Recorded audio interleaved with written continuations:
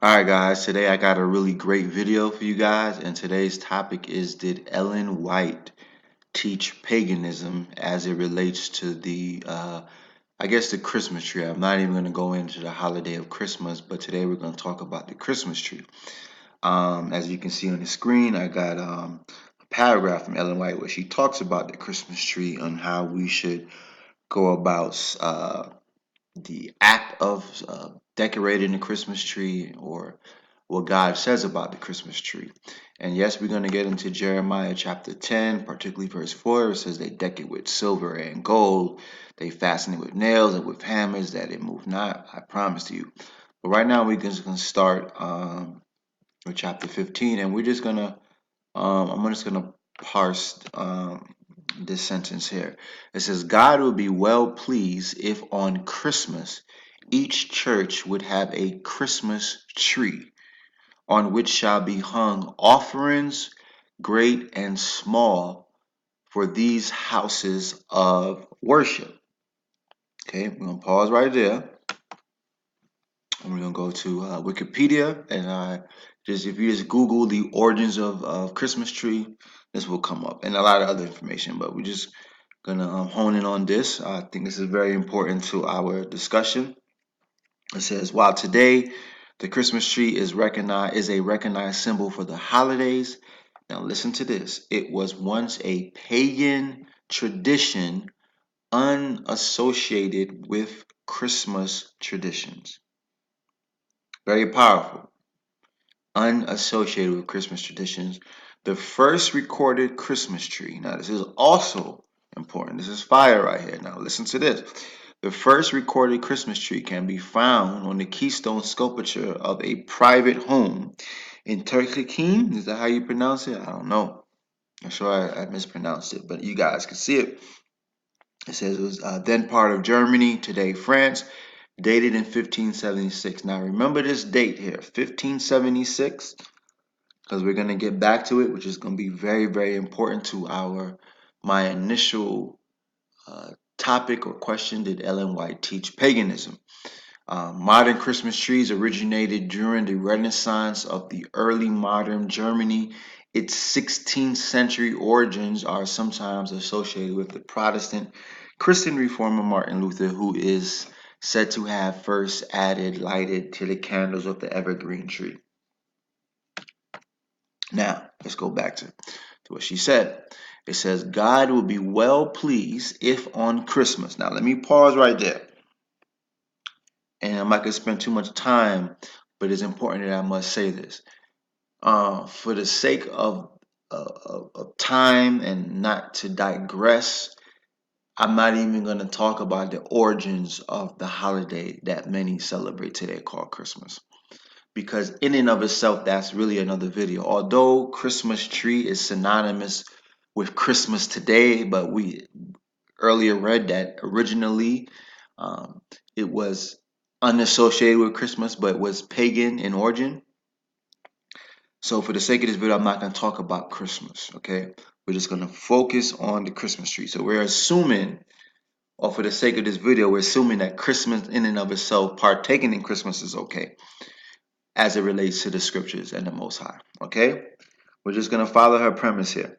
God will be well pleased if on Christmas each church would have a Christmas tree on which shall be hung offerings great and small for these houses of worship. Let me read on. Letters of inquiry have come unto us asking, shall we have a Christmas tree? Now listen to this. Will it not be like the world? Question. We answer.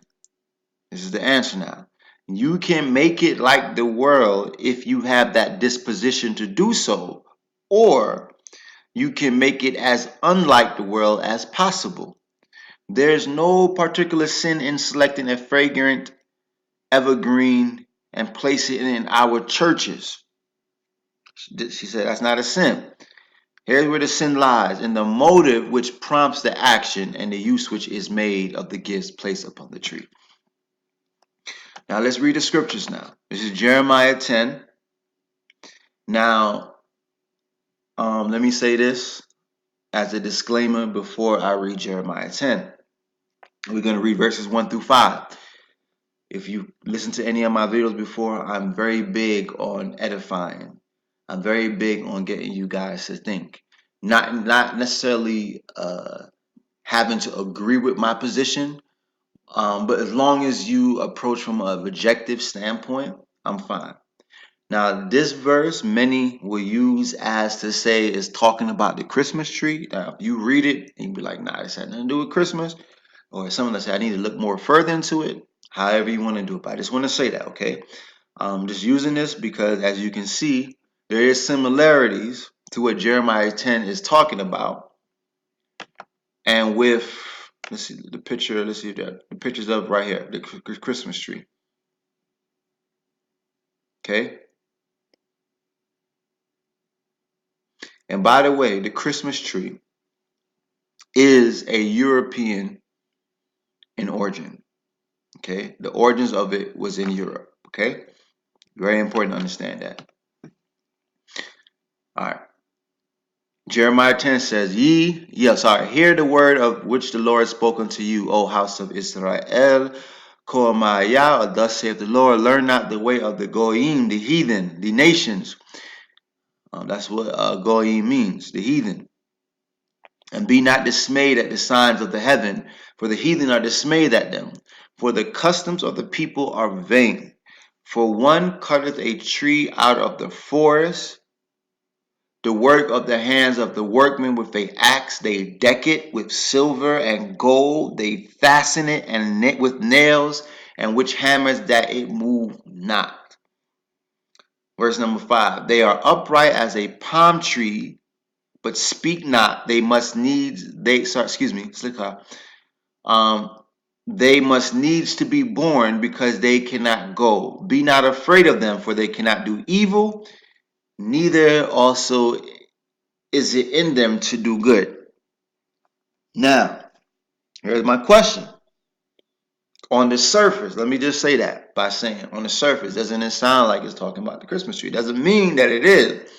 But on the surface, one can argue that this definitely is highly comparable to our modern Christmas tree. And many would say that Jeremiah and the Most High is speaking through Jeremiah, saying that do not learn the way of these heathens, these goyim, the pagans. This is what they do. And if you say this is not talking about the Christmas tree, when they say they deck it with silver and gold, all I ask is this: the modern Christmas tree that we have, am I talking about the synthetic ones that they make? The ones that are in the forest on the they have vendors who all they do is grow Christmas pine trees. And the real ones, they cut it out, like what verse 3 says, they cut it out with, for one cutteth a tree out of the forest. That's exactly how it's done today, with the work of the hands of the workmen and with the axe. That's exactly how it's done today. And then guess what? When it comes to the home, what do people do? They deck it with what? With ornaments, silver and gold. The different things they deck it. They fasten it with nails. Okay, so it sounds highly on the surface. Okay, that's all I'm saying, on the surface, comparable to the Christmas tree. But even if you object to this verse, I think James White said this is a butchering of Jeremiah 10. It is not talking at all about the Christmas tree. Even if you say that it's not talking about the Christmas tree. Let's go back up.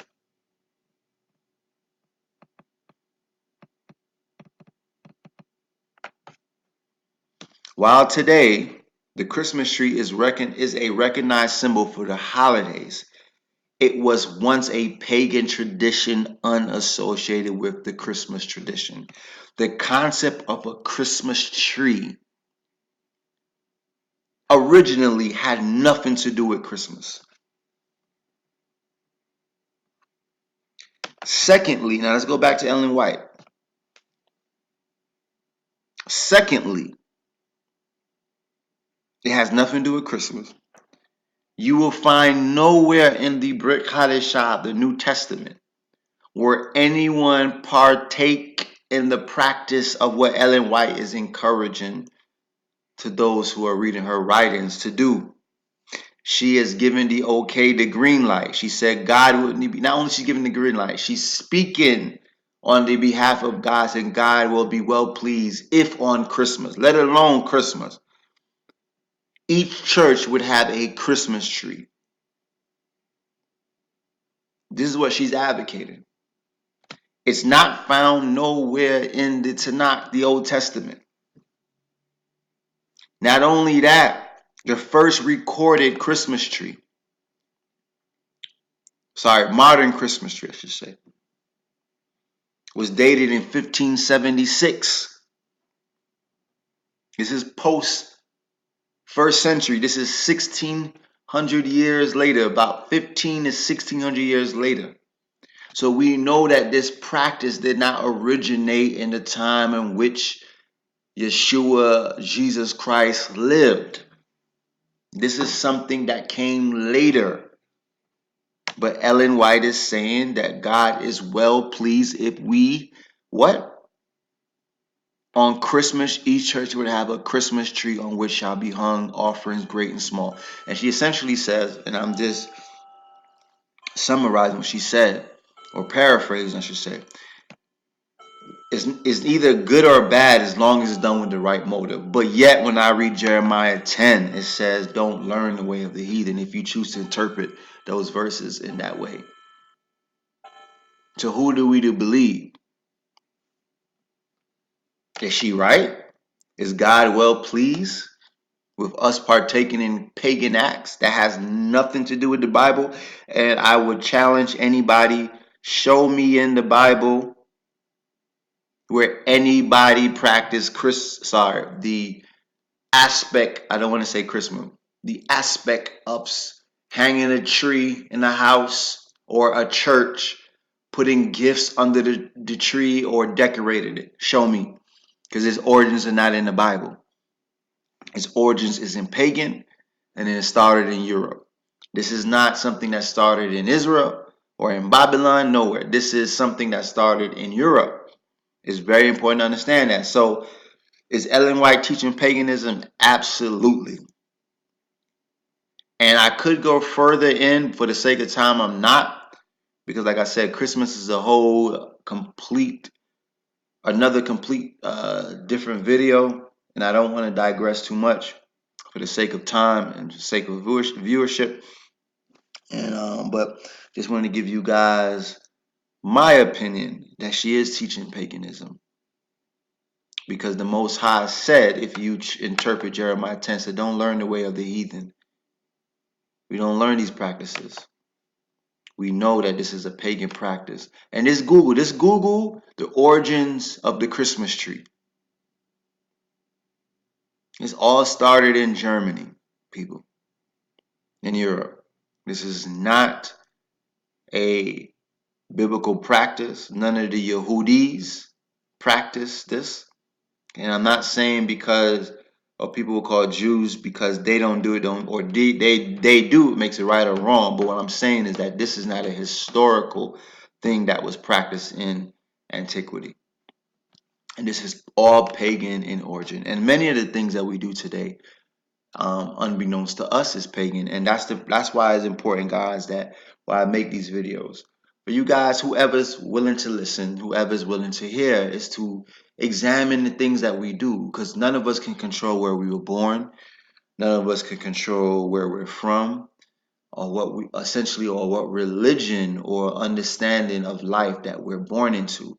So if you were born in China and your parents was this religion, or if you were born in America and your parents was this religion, that those initial stages of birth and adolescence, that you know about God, or in some cultures gods plural, or the lack of, through your parents or your upbringing or your environment. And it's not until you get older until you start to question and saying, hold up, some things don't make sense. And these are one of the things that I've always, just when you just sit down and look at it logically, like, man, like every year December 25th, everybody's putting up Christmas trees, and this is allegedly supposed to be around the birth of Yeshua, Jesus. What does this tree has anything to do with the birth of Jesus? Why are people decorating this tree? Why are we putting gifts? It's, the same thing with the Easter bunny. Rabbits don't lay eggs. Like, where is this stuff coming from? No one ever stops to think and look at what you got to. But without digressing too much, people, she is teaching paganism as it relates to the Christmas tree. Everything that she stated right here, we see factually it's not true based off the evidence. She said God is well pleased if on Christmas each church would have a Christmas tree. There's nowhere in the Bible where God said he's pleased that a church would have a Christmas tree. And we know the origins of the Christmas tree is pagan. And why would God be pleased with us partaking and practicing a pagan practice? That's my question. And another thing, let me just close by saying this. The reason why I brought up Ellen White into this topic, because there are many who adhere to Ellen White's writings who may not uh, say it verbally, but in actions believe that her writings are equivalent or even above the scriptures. They go line by line, like they will not deviate. If Ellen White say X, Y, and Z, that's what it goes. But my question is, and this is the reason why we need to study. Say God will be well pleased if on Christmas each church would have a Christmas tree. Nowhere in the Bible did God ever say that. Nowhere in the Bible did the prophets ever say that. And nowhere in history where you can find that these practices started or originated with the original followers of Yeshua, the original, what we would say in modern times, Messianics, or Christians would say Christians. These practices were not started in the first century. These practices came later, and then finally mixed and fused with Christmas. All right. Shalom, shalom, shalom. Have a great day.